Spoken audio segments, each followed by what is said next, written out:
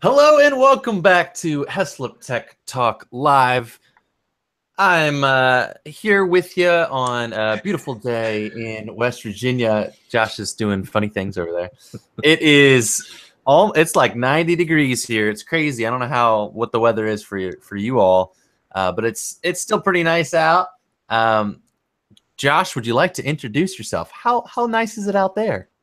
It's like in the 90s down here in Texas, and humidity's also in the 90s. So, it's like, I can't breathe. So sticky. But hey, I'm inside. I got fans blowing on me. I'm like, there's actually people. I've hired people that have fans, and they're like, just it's nice. I like it. Nice. Germs, would you like to introduce yourself? I will. It is 96 and balmy here as well. I feel like I'm in Texas, but I'm on the eastern shore of Maryland. So, but we are surviving in the nice cold of the hot desk space here. And I'm the owner operator of OmniTech Pro. We're a business-to-business IT operation that focuses on the IT strats, the strategy. Get your strats up for your business. Great strats, bro. Exactly. So we have fun doing it and help people out, and we love talking tech. So that's why we're talking tech and talk. I like it. Talk that tech. Well, starting out, gosh golly, there's been some fun stuff this week in phones that I'm super interested in. So, hey, guy, 84 in Indy. There you go. I've driven through there a couple times. But moving right along, we got some LG V30 news that has been cracking the space this week. That's exciting.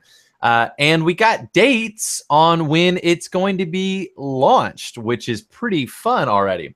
So let's see some of those here. We got right here, you can see it's been leaked that it's going to be in Europe. It'll launch the 31st of August, which is coming up pretty fast. They were thinking it would be a September or October release, but they're going to have at least the unveil in August. But the LG V20 was released mid-October. So it'll be just a little early. I think they might be feeling the pressure from the SA8 and the coming Note 8. And LG wants to pump out something bigger and better, so to speak. And you know what? It's looking very good. I'm liking it. Here are some of the rumored specs right now. It's all rumors, but a 6.2-inch screen, and it is rumored, or it was confirmed, quote unquote. You know how you confirm a leak, but confirmed with confidence. It was said that it's going to be an OLED screen, which I'm very excited for. Ooh. Instead of IPS or LCD display, so that'll be great. AMOLED. It's not going to be AMOLED. Yeah, no, okay. OLED. Regular OLED.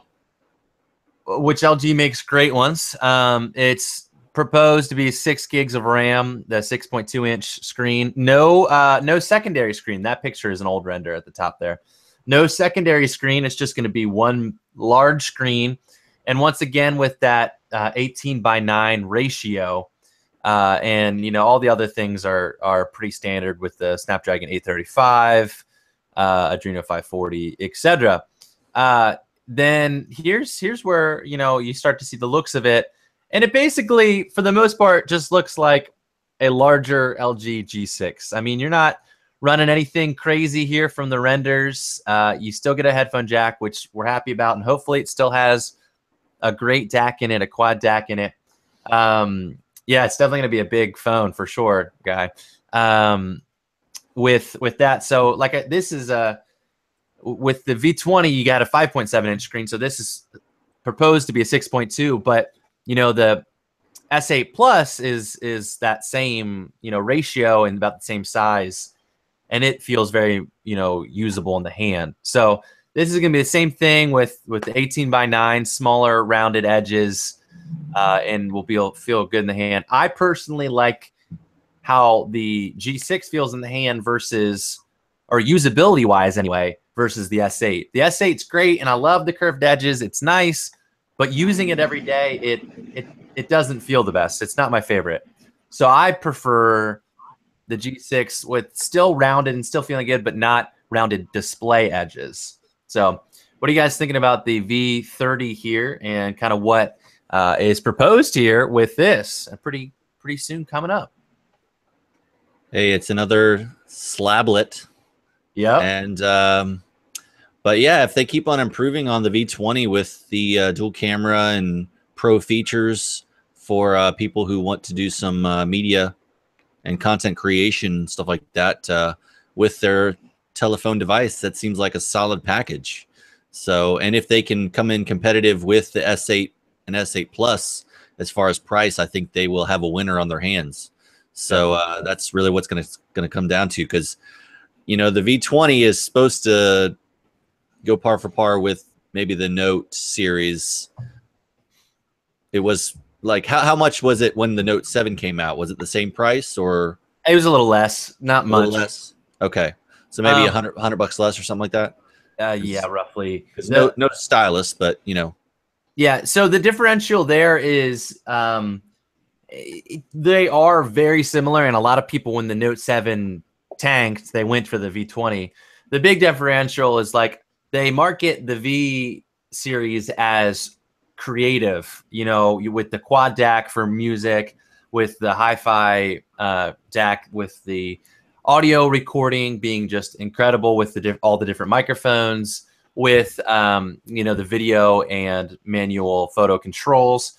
Whereas, you know, the Note 8 was those things somewhat, but kind of seen as more of a multitasking king with the stylus and more split screen integration, stuff like that. So very similar spaces, but slightly different, where, because, you know, the Note 8's more of like a corporate type with notes and things like that. Not necessarily, but that's what a lot of people see it as. So there's a little differential there.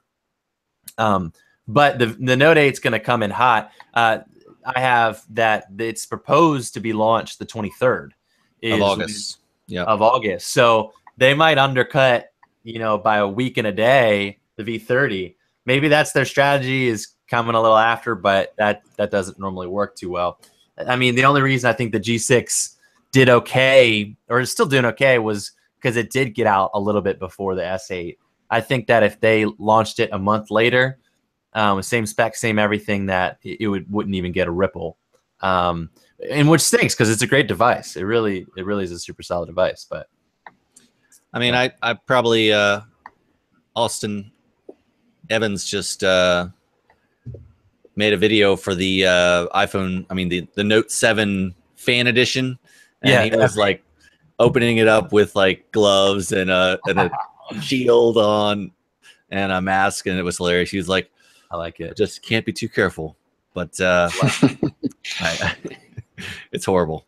But I mean, if they release that in America for $450, like half of what the Note 8 is going to be, I might buy it, because I don't know. Yeah, I loved the Note 7, and I thought it was awesome. That I originally was going to get the Note 7, and then I waited. I was like, I'll wait a little bit longer, see about this V30 or V20, and you know, and then it exploded in more ways than one, and I was like, well, V20 looks like a great option right now. I'm glad I did. I love the V20, but the Note 7 was, it's still a great device. I probably would actually prefer it to the S8 still, just because of a certain personal preference for me. A little thicker, a little easier to hold, but some people. Well, it looks like the V30 is going to be a bigger version of the LG G6, but have the same look and feel, which is awesome. I mean, I just met someone with a G6, and that screen is amazing. The bezels on it looks really good, and I don't necessarily need the curved glass, you know, the edge. I don't even use it on my S7 Edge. I just wanted a bigger screen than the S7. That's why I went for it. So, you know, and I'd rather have something that's got a flat screen that's, you know, it may have a little bit of raised curved glass, which is fine, but I don't necessarily need it. And the edges on the Note 7 were less pronounced, which made me feel better about, you know, drops on the ground. Yeah, But, that's scary for sure. I've seen looking like a fool when you dropped your phone on the ground. Yeah, I've seen a lot of pictures of people that have cracked their S8s. A lot of tech reviewers, a lot of just random people posting about smashing their S8s. They've had multiple ones, even. So thankfully, Jerry Rig Everything and a couple other people have done videos on replacing the back glass, and I've seen a lot of people tweeting him saying, "Thanks, Jerry, I just replaced my S8 back glass." You know. You got to think if that's I made it totally clear. Yeah, exactly. Well, that takes a little bit more work for sure, a little more time. But well, moving right on here, some more exciting news in the world of VR. Josh, what is Facebook/Oculus pumping out soon here? Yes. So we have. Let me find the link here. But does it combine AR, VR, and MR? Yeah, what is that? What was that supposed to be? And I don't know. I'll always love the pictures of people, looking through reality headsets. Yeah. Look at those nostrils, guys. I mean, sheesh. They couldn't have picked a guy with some smaller nostrils. But this is from TechCrunch.com, and Oculus is reportedly planning a $200 standalone wireless VR headset for 2018. Now, is it going to be a partnership with Samsung and they're going to make like a new Gear VR I hope not. / Oculus, hey, it's got a sweet phone in there but you don't have to take it off. And this is going to be the real thing is how is this thing being powered? Does it just have a phone chip in it? Does it actually have some sort of,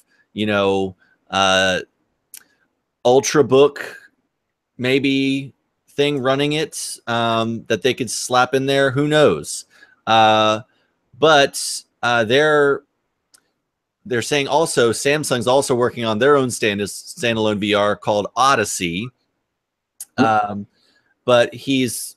Mark Zuckerberg says he already previously discussed midpoint category between entry-level smartphone-based VR and PC-based high-end VR like that found in the Oculus Rift.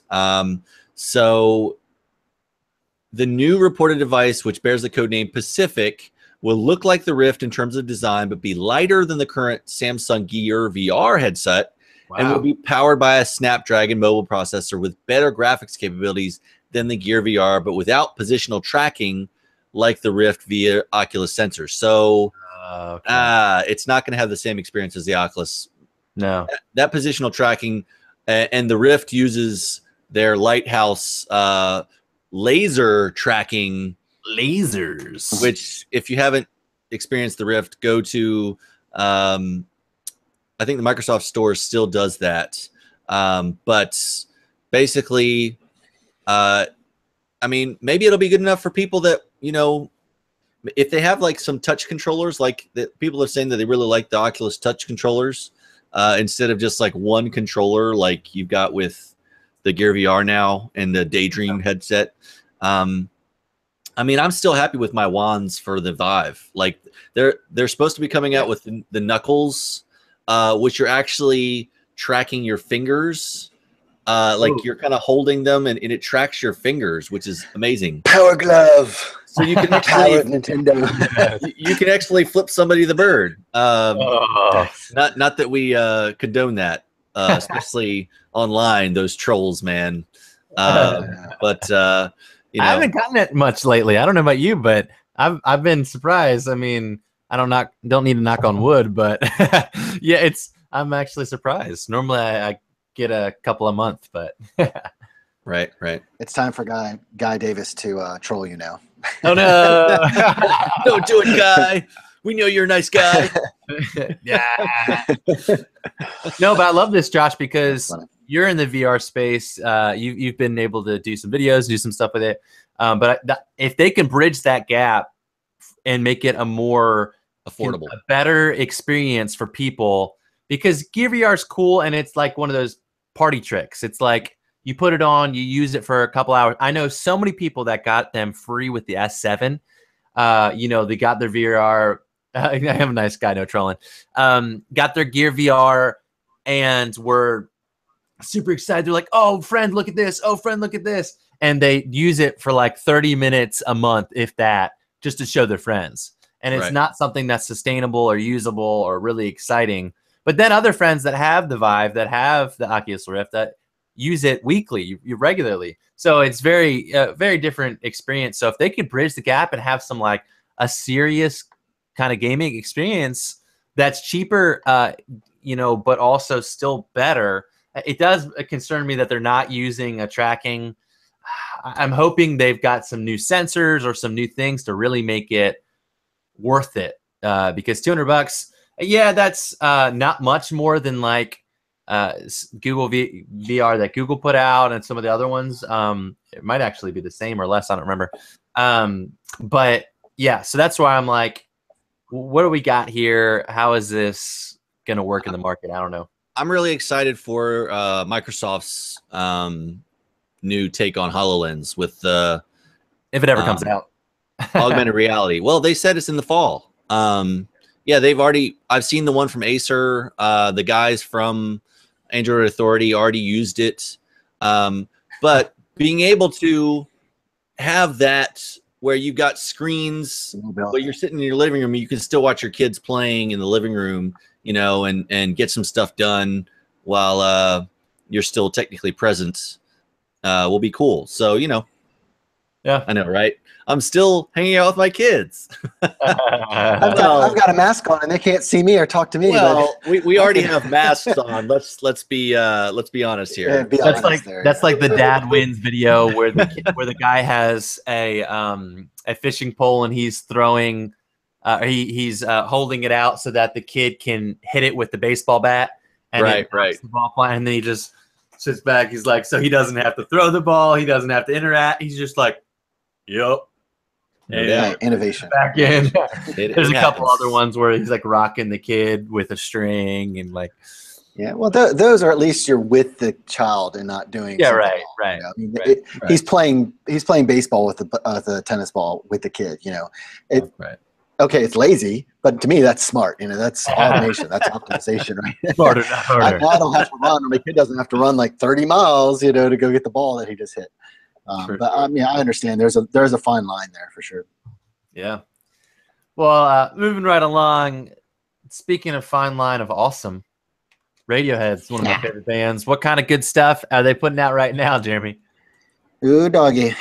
So they just released their not too long ago their new album, which is Okay Not Okay, and it has, with a special edition, it has one that comes with vinyl and a cassette tape. But on the cassette tape, you're a C90 cassette, classic cassette tape, right? So at the end of said tape has a high-pitched frequency and bizarre, strange kind of like, which somebody on Reddit, had to be somebody on Reddit, figured out that those were actually ZX Spectrum code that is actually at the end of the tape. So somebody took basically that track and put it through a ZX Spectrum emulator, because who has a ZX Spectrum computer anymore? Who has the V20, you know, VIC-20 Commodore 64 still working? Maybe like 5 people or something. It's in the attic at Dad's house. Exactly. So it actually came up with music. So if you want to check that out, you can go to Engadget and look up their Radiohead album. But they actually have a hidden program on there that actually runs and shows like some scrolling text and some random Easter egg type stuff that you wouldn't normally have been able to find, except for somebody had the ZX Spectrum emulator and recognized on Reddit that this was hidden code on that tape. So bring a blast from the 80s back to, back from, I guess they said the software was written in 1996, and they finally released some of the tracks on this tape as for fun.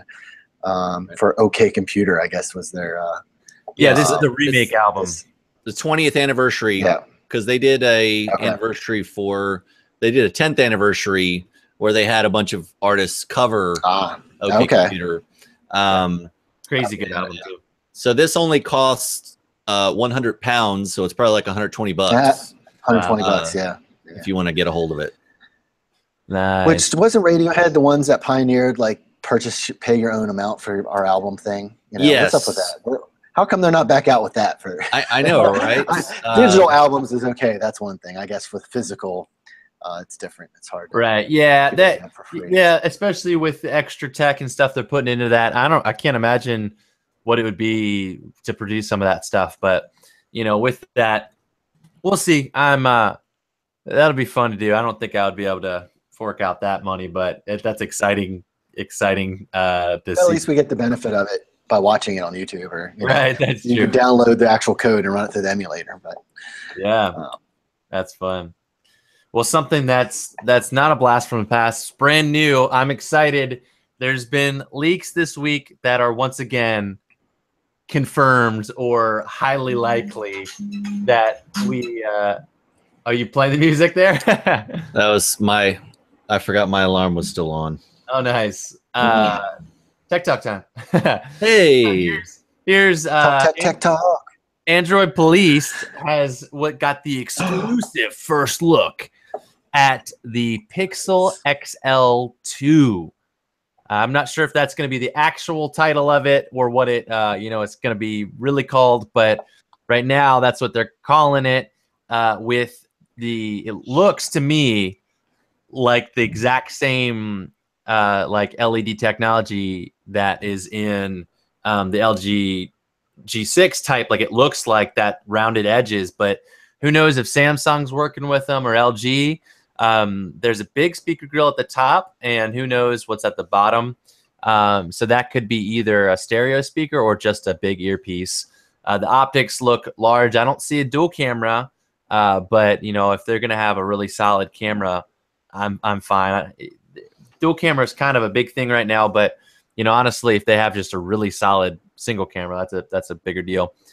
So low bezel AMOLED display and squeezable frame. So this might be in conjunction with HTC, the design that the frame itself can be used as a feature or gesture. Like with the HTC U11, you can squeeze the frame to open up the camera app, or squeeze the frame to have a certain command happen or certain app open. So we'll see how Google kind of implements that into what they have here. But it's a good looking device here. The Pixel at first was it had to grow on you because it didn't have the best of looks for 2016 whatever with the huge bezel. So this is a much sleeker looking device. Still fingerprint sensor on the back, which is placed well. Still the glass top to have better reception and NFC and stuff like that. So I'm digging this. I think this is a huge chance to be a killer. There's going to be a 3D glass effect, which, I'm not sure what all that's going to entail. I just think that's with how the front glass is positioned and how it looks to look better. Then someone did up a white version in a mock-up to kind of give an idea of what that would look like. I wouldn't be as big of a fan on here because, that makes it less sleek looking, but it doesn't look bad. It still looks good with the silver and white because that's what they did. So there's also, a blue version that would be happening with the white front. So these are... Why the white front on the blue? That's what they did with the other Pixel. I don't know. It's horrible. People make it dark. People were complaining about that. I kind of like it. I think it would be cool to have a black front option or a white front option. I miss the Moto X days where you can say, hey, I want a black front, I want a white front, I want whatever the heck I want. Print. Hey, I would spend an extra $20-$50 or 20 whatever, however much it is. But Moto X really didn't. They unless you bought like the wood back or something like that. So I don't know, but I mean just looking at the straight images here, if it's got all what it should have with a great display, a great camera, and the 835, etc., with the Google Android system it's supposed to have, vanilla Android. Excuse me. I'm excited for this. I think this really has a chance for them to actually get back to the days of like the Nexus 5 and the Nexus 6 that were just killer devices. Pixel was a great device, but it was not super easily accessible since it wasn't on all carriers right away. and had a little bit of missteps with, like the bezels and things like that. Still a great device, but there was so many good options. I think this could really position them for just an incredible device. What are your thoughts on the Pixel XL2, if that's what it's going to be called? Yeah, it really comes down to execution with the carriers and the price, because they really, ticked off a lot of people, but at the same time, they're like, this is the next Nexus, so do it. And, yeah, a red phone with a black front would be awesome, guy. That's for sure. Yeah. But, as you see the red iPhone on the right here. Right. I don't know, but Marquise would love it.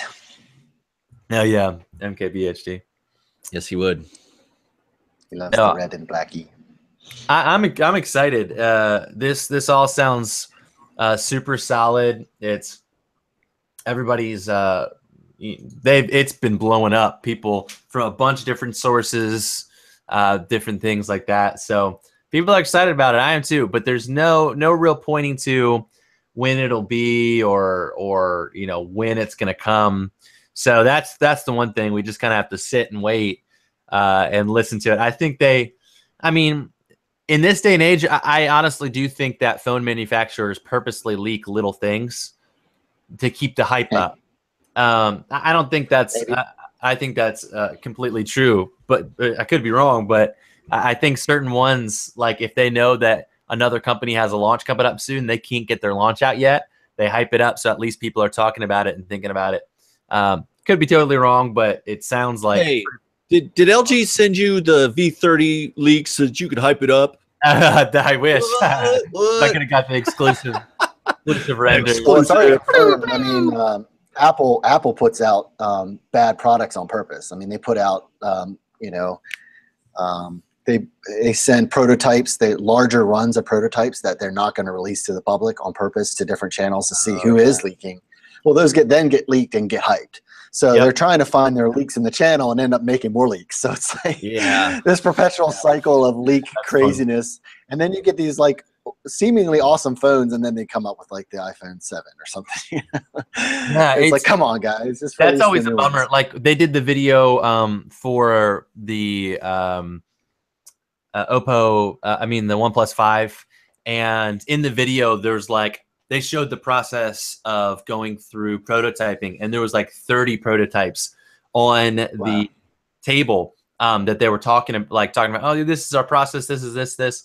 And there was like 4 phones I was like, I'd rather have that one, and that one, personal preference. But there was ones that looked more unique, looked more OnePlus vibe that I would have preferred them to design. But they're like, you know what, those are cool, but we want an iPhone 7 Plus with Android.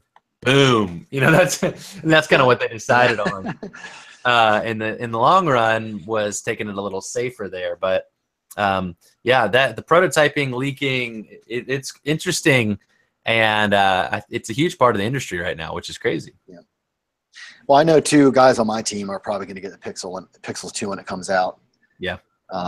One has a Moto X, I think, and the other one has an older Android phone. So they're just waiting to get on, hoping to get on Google Fi and get the Pixel. So it's it's a super great suggestion for me now for people to pick up a Pixel right now, because prices are down. It is. And the thing with pure Android, there's no bloatware, so it's going to be a better device longer.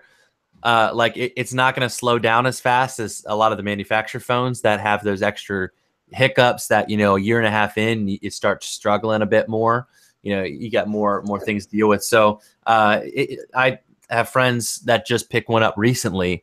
The thing is, and it's keeping its price longer, though. It's not like some of the other manufacturer phones that drop off pretty fast. It's kind of like an Apple device where it keeps its value longer. So can't get it as cheap, but especially when they announce the new Pixel, people are going to be selling them. They're going to be coming down hash prices. And then Google is going to do the burn sale of the Google store and sell a bunch. So, hey, if you could deal with the bezels and you don't care so much, it's still got one of the best cameras of 2017 still. And software is just great. So, yeah. Yeah. Well, Groupon.com, right, has a Pixel XL 128 gig. It's a refurbished B grade, so not bad. $500. Oh.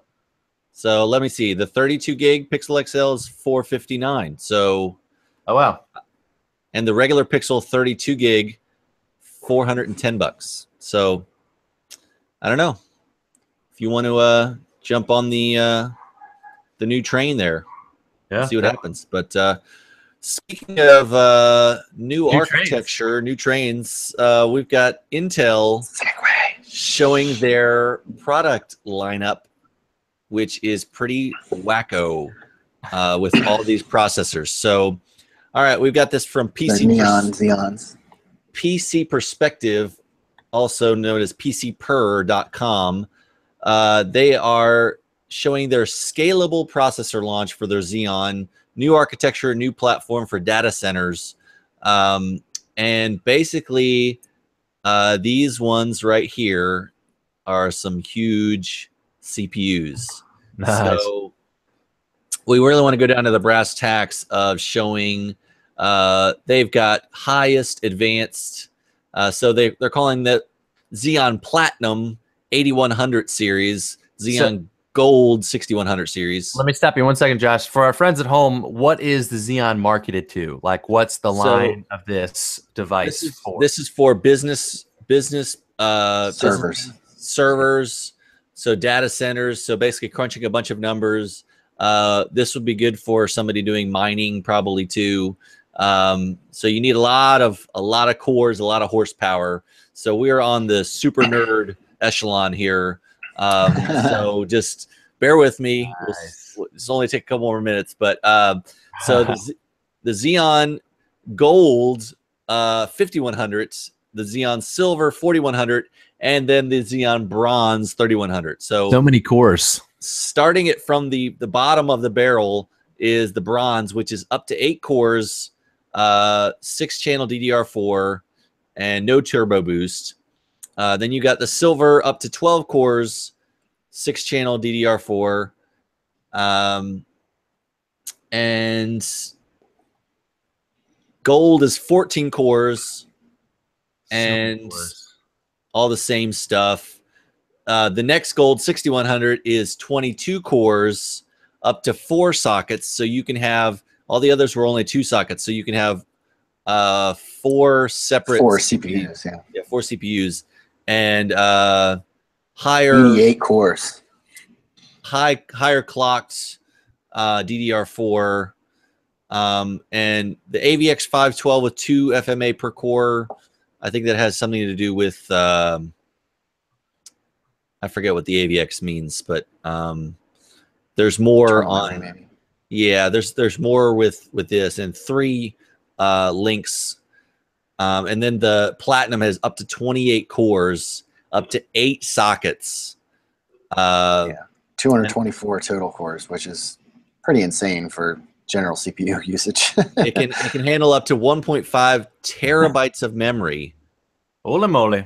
And this is the one that has that 48 lanes of PCIe 3.0. So no leaks on pricing yet. But yeah, they go over all the architecture. So basically that was Linus crying in the rain about this one too? Yes. He was just like, he was crying purple rain because it was Intel and AMD red and blue. Just oh my gosh.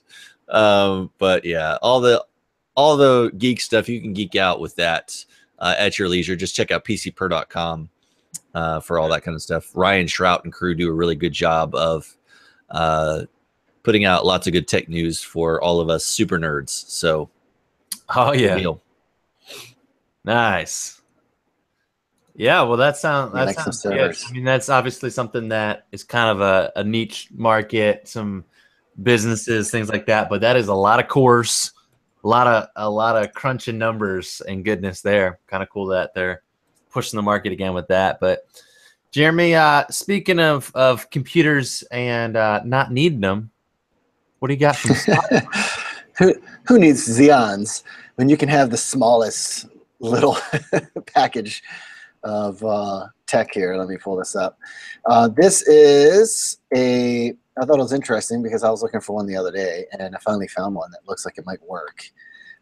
It is called the Mighty, and this plays Spotify without a smartphone, without a computer.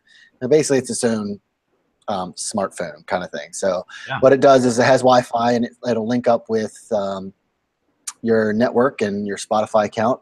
And I think you just give it a playlist, and it will sync that playlist for you.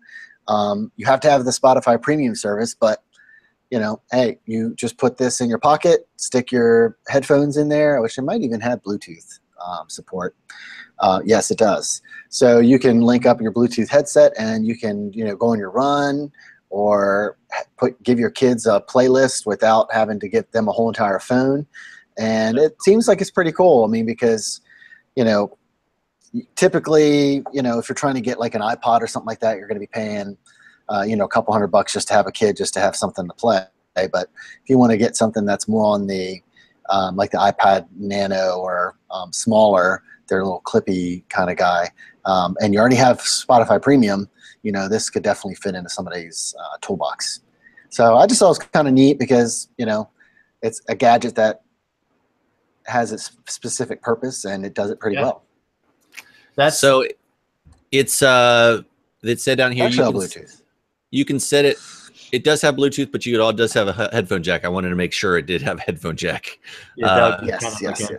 Because the Bluetooth will kill your battery life. Also, will kill your battery life is setting your music to high or extreme will shorten the battery life. But it's saying how many hours for regular use. Like, let me see here. Couple hours, I think it said. It needs to be because more it doesn't have a screen. It just has an LED. It just is using a little DAC in there. So it needs to be more than a couple hours. It needs to be like 10 hours at least. I hope so. Well, yeah, it's not saying how many hours right now. Hey, I have a SanDisk. 5 hours. Yeah. 5 hours. Is that? I'm sure that's probably 5 hours over Bluetooth. Okay. Yeah, well, streaming directly. Here's how I can save you all some craziness. Just take your digital music MP3s and put them on a little SanDisk zip clip. That's like. But listen, it gets so crazy. Laughing over his microphone. It doesn't have Bluetooth. Nobody has MP3s anymore.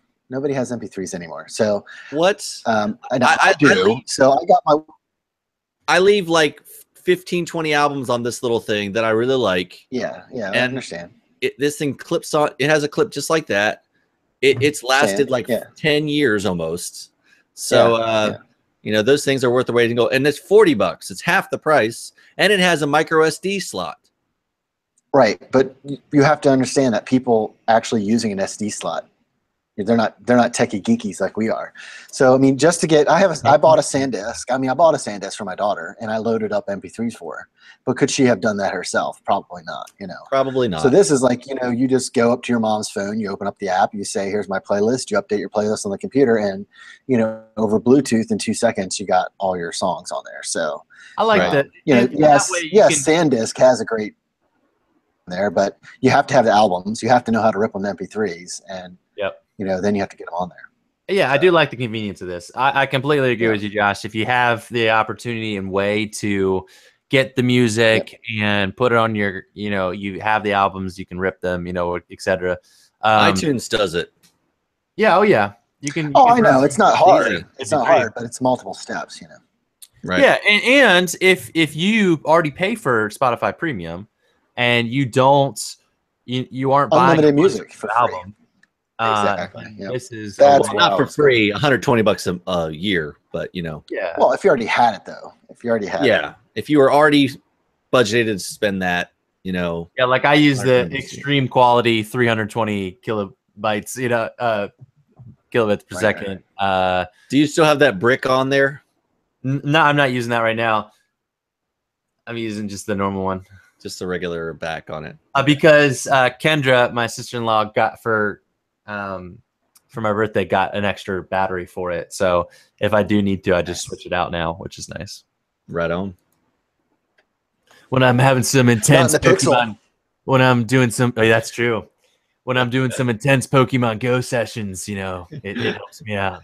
Got to train the Pokemons up. So Mike Roach, this is a little teaser for all the interwebs. My buddy Mike did.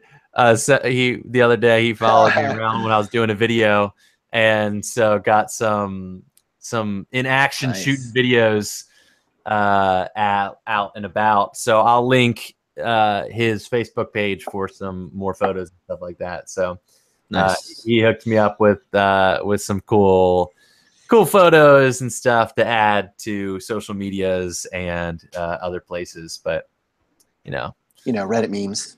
Reddit memes, yeah. All the photos.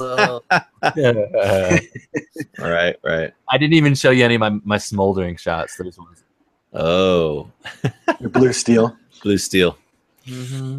It literally burned up his camera. I felt bad for his ADD. Like it just Canon ADD exploded. I was like, ooh, I can pay for like $10 for that, maybe. Right.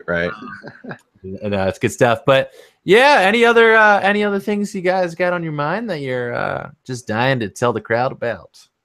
My giveaway has 7 hours left. Only 7 hours. I'll post that link in the chat. In the link it up thing here so people can check it out for the next. Link is right there in the chat. Link is uppeth. Yeah, so if you want to win some sweet Loot Crate figures, giving away 3, so your chances are great. And there's only 85 people signed up, so you've got a 1 in 86 chance if you sign up today. I'll retweet that, Jazz. Post it up. Right. So, well, awesome, cool. What else you got going, Josh? How are the benchmarks? Benchmarks going good. I just played The Witcher 3 and GTA 5 on the channel. I'm going to play some H1Z1. Nice. King of the Kill probably tonight. So check out the Twitch and YouTube at Joshua14 for that sweet action where, hey, I actually got to 3rd out of like 150 people. Wow, that's awesome. Nice. I hid in an RV. I was like, they'll never find me because the way that it works is this huge map, and they set in gas, and they make these. You need to hit the landing zone and get within this like circle, and after like 5 minutes, they keep shrinking the thing, and so all the players have to go to this spot in order to survive, and then so it just makes where you can find each other easily. So I was just waiting for people in vehicles to just drive around so I could plinko shoot them, but I didn't get anybody, and they found me, and the guy shot me from like quarter-mile away. It was ridiculous. Like the hit boxes in that game are pretty horrible, but still it's a lot of fun. Yeah. Because the pressure of I'm trying to stay alive, while at the same time I'm trying to murder everybody else. So digitally, of course. So digitally. But yeah, it's a lot of fun, and it was only $10 on the Steam sale, and I didn't want to buy PlayerUnknown yet, so I'm gonna. Oh yeah, I was gonna say because PlayerUnknown kind of took the wind out the thunder of that, but it's still a fun game, and if you can get it for cheap, there's still plenty of people playing it. I was able to get into matches no problem, so that's good. So yeah, I'm gonna try that out on the Surface Pro and see if I can actually play a full match, no problems. And it's pretty crazy that that Witcher 3 is still held up so well this long. Yeah, like it's still a benchmark game. How many years has this been? A couple years? I mean, it's crazy. It's like 3 years, so.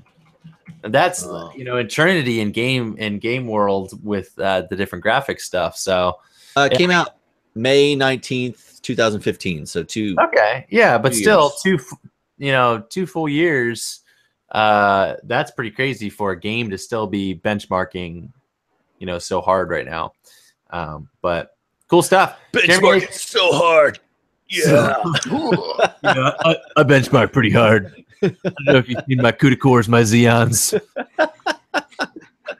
I got my tech gains. Tech gains. Yeah, I've been. Yeah. So So we're just having fun, rocking and rolling on the business tech side, and I'm hoping to roll out some different content coming up here in the next week or two. So I will keep you guys abreast. You guys can you can come to this weekend and get some video done.